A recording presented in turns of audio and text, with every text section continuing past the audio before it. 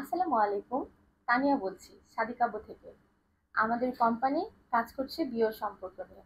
আজকে আমি চলে এসেছি একটি বাস্তব বিষয় নিয়ে আপনাদের সাথে শেয়ার করার জন্য। আমাদের কোম্পানিতে একজন সম্মানিত কাস্টমার, যিনি আমাদের কোম্পানিতে তার মেয়ের জন্য 2023 সালে 17 নভেম্বর রেজিস্ট্রেশন হন। আমাদের কোম্পানির নিয়ম অনুযায়ী আমরা 1 বছর সার্ভিস প্রোভাইড করে থাকি। এর মধ্যে আমরা 1 বছর সিভি ম্যাচিং প্রোগ্রাম করানো এবং ফোন নাম্বার শেয়ার করা কাজ করে থাকি। দুঃখের বিষয় হলো আমাদের ওই ক্লায়েন্টকে কেন জানি অনেক কাজ করার পরেও কেন ভালো রেজাল্ট দিতে পারছিলাম না। কয়েক জায়গায় ফোনে কথা বলতে সক্ষম হলেও কোথাও বসানো সম্ভব হয়নি। কোম্পানি যখন দেখলো আমরা চেষ্টা করলেও কোনো ভালো রেজাল্ট দিতে পারিনি গত 1 বছর, তখন তাদের আইডি আমাদের কোম্পানি স্টপ করেনি, আমাদের বলেছে কাজ রানিং রাখতে।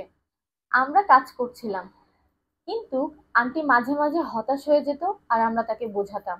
2 বছরের কাছাকাছি সময় কাজ করার পর আলহামদুলিল্লাহ গত 1 মাস আগে লন্ডন সেটেল একটা ছেলে ফ্যামিলির সাথে তাদের আমরা বসাতে সক্ষম হই।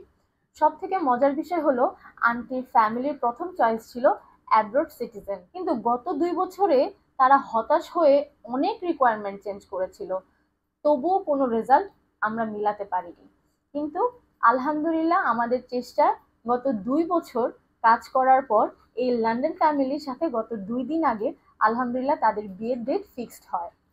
আন্টি তো আলহামদুলিল্লাহ অনেক খুশি, আমাদের ফোন দিয়ে আমাদের জন্য অনেক দোয়া করছে।